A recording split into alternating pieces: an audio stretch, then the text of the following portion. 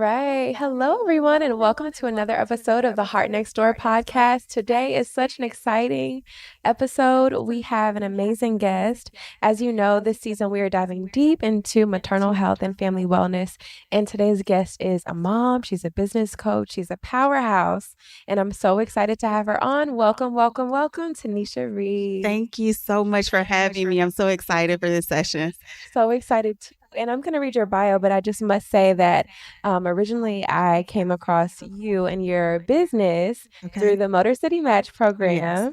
And as you know, when you're selected for the program, you get a list of different vendors that you can use for technical assistance.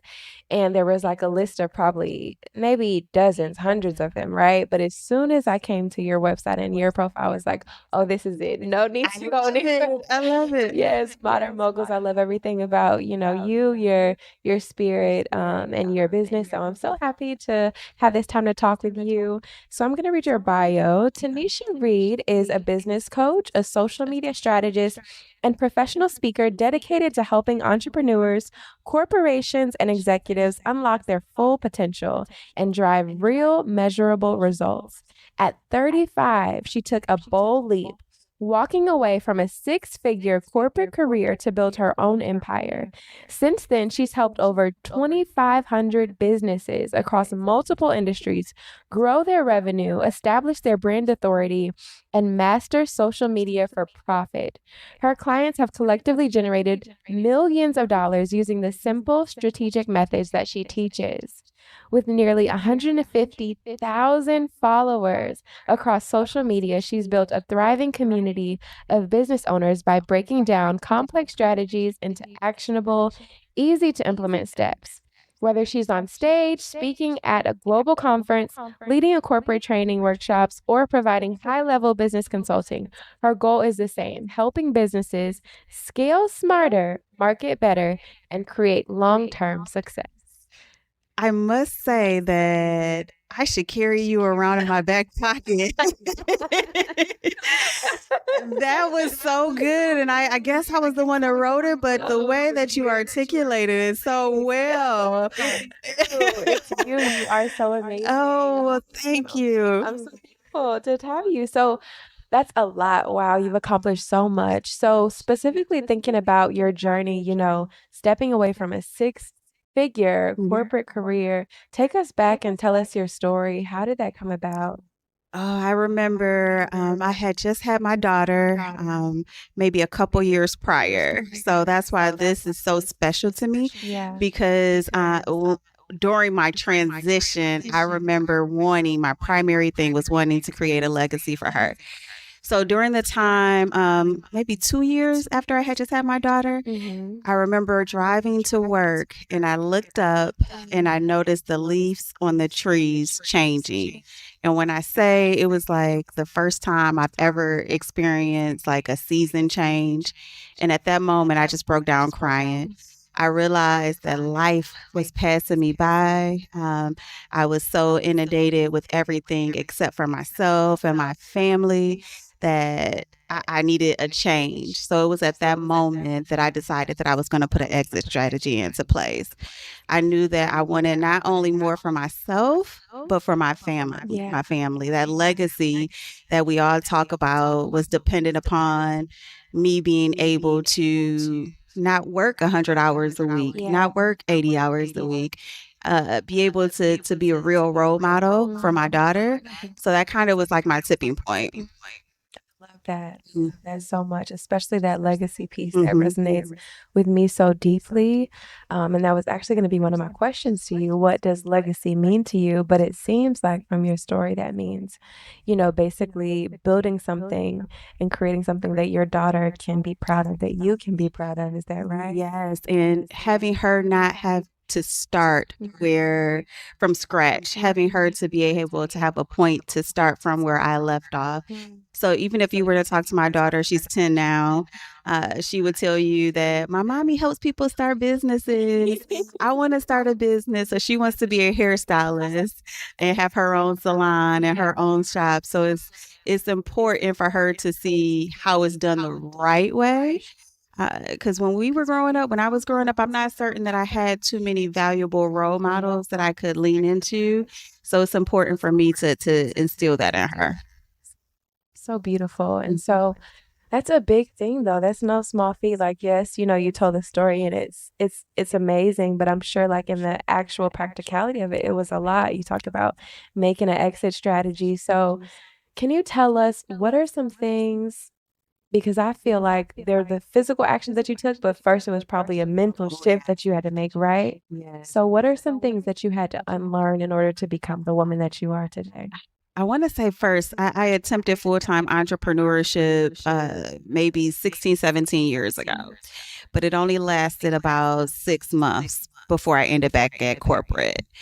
And there was definitely some things that I learned at that time that helped to pivot me into success this time. And some of those things were you can't go at it alone. I knew that I needed someone who could help me to see things greater. I often say that you can't coach and play the game at the same time. And that was definitely the era or the mantra for my life during my transition. So I got someone that knew more than what I knew. So that way I could learn and I was no longer starting from scratch. But when it came to the mindset, that person was equally as important because I talked myself out of leaving several times.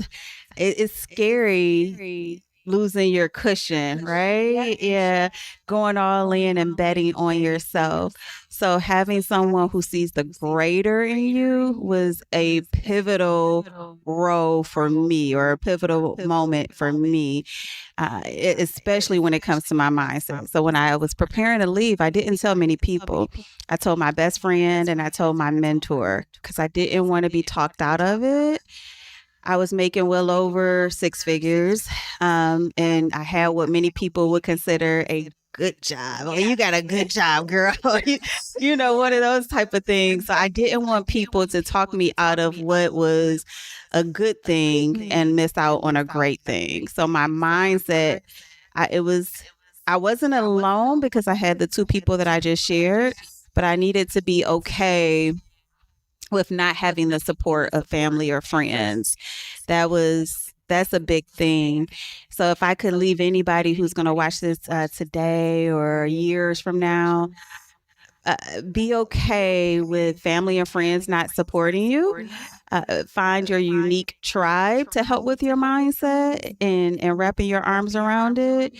And ultimately believe that there's something greater that God is pushing you towards in order for you to actually take the big leap to be able to do it. And I think what's so beautiful about that is like coming full circle, you started out with mentorship essentially. And now you're able in a position where you pay that forward. You are that for me. Yes. Coaching. And I remember our last coaching session, you were talking to me about, getting like we've been planning, now get your mind ready to start posting and like putting yourself out there. And I was like, that's scary. That's so scary. And so I'm thinking about what that must have been like for you. So why did you specifically choose this avenue that you're in, social media marketing and coaching and speaking? How did that come about? So it was actually my mentor. It's funny that you say that. He always saw something bigger than life in me. And it's crazy because I say the same thing about you. Oh, you're going to be on stages. And it's like, wait, what you mean? Wait. He did the same thing to me. And he actually proposed the question and said, have you ever thought that the reason why you like starting businesses so much is because that's your passion and your purpose, but you're meant to help other people start the businesses. And once he said that, it was an aha moment. It was like something that went off in my mind. And which is how now I became a coach. So I ended up taking on the first few clients. And initially I was going a different route, but once I really understood the questions that the people in my audience had, it kind of shifted me down the lane that I'm in now. So I think it's important too for me to say I'm an introvert, which I can't believe. That's because you're my person. You're my person. So it's easy, right? Like when you connect with someone easily, it's like I don't have to be guarded. I don't have to not want to be here or in this situation. Not even in that sense, Uh-huh. even in the sense that Uh-huh. you literally for a living, you put yourself out there to the world, and Yes, that's a lot. that's Like a that lot. doesn't seem like an introvert. Like, how do you do that? I, l- I always tell people that God will never give you a talent that you won't need him to fully live out. So every time before a podcast, before me hitting the stage, before me even going live, I pray, I do meditation. I still get nervous before I got nervous before I was here with you, right? Like before everything, I still get nervous. But once again, I believe that that's where I'm supposed to lean into God into and use him as the support and have him have whatever he wants me to say is what's going to come out. And I can sleep well at night knowing that. It's Hmm. beautiful.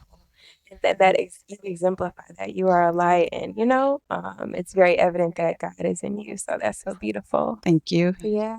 I'm also curious. So when it comes to your particular story, we know we think about marketing. Hmm. How would you say that your personal story has been a part of the brand that you built?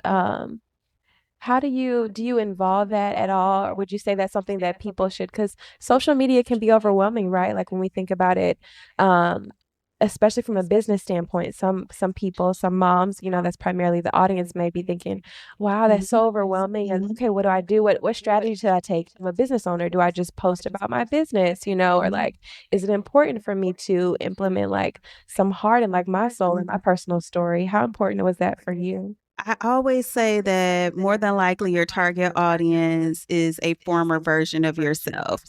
So, me showing up as relatable, even telling that I'm an introvert, helps for the former version of me to be able to connect.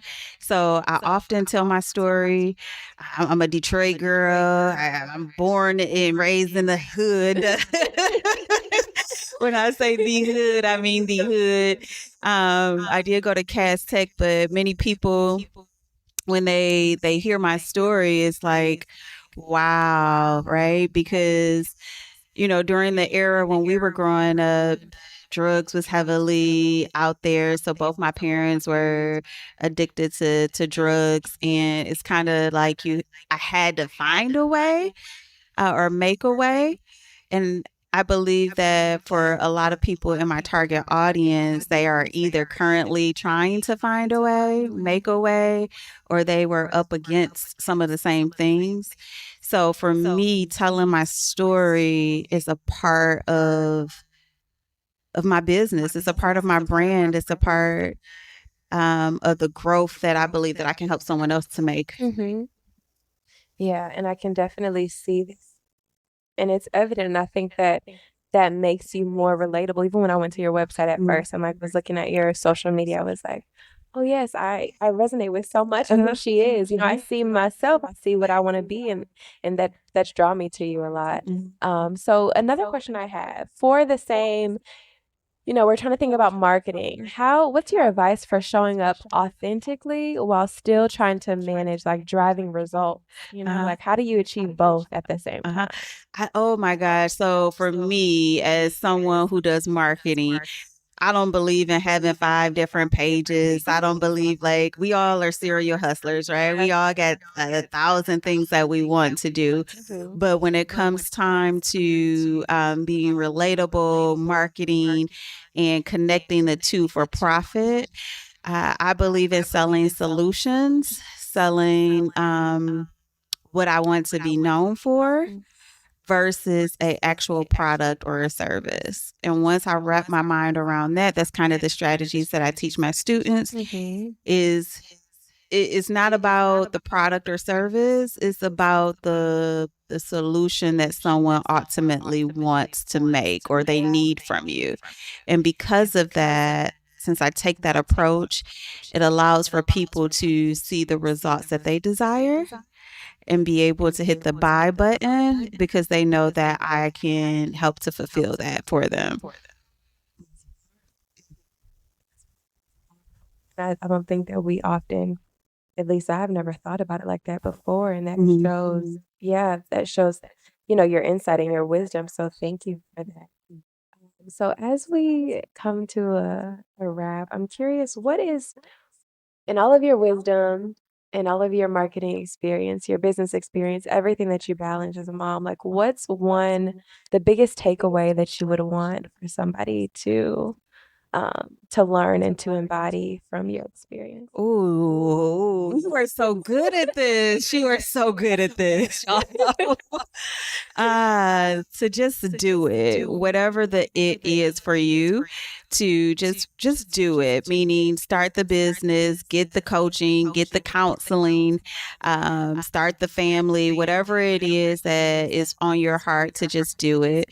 Your ducks will never always be in a row. You will never be ready. There will never be a perfect time. All of these things. It's just a matter of just doing it, and your audience will come, the sales will come, everything will fall in alignment once you just start to put one foot in front of the other. So do it small, do it big, but just do it. Love Yeah. that. Enough said. You can drop the mic to that. Okay. So how can they connect with you and learn more about your work? So you can follow me on social media. My Instagram is mogul_maker, or you can follow me on LinkedIn, and my first and last name is Tanesha Reed. That is also the name of my website, taneshareed.com, if you would like to just check out more ways to work with me there. So awesome. Well, you heard it here first. Thank you so much, Tanisha, for joining us and blessing us with your wisdom. We'll see you all next time on The Heart Next Door.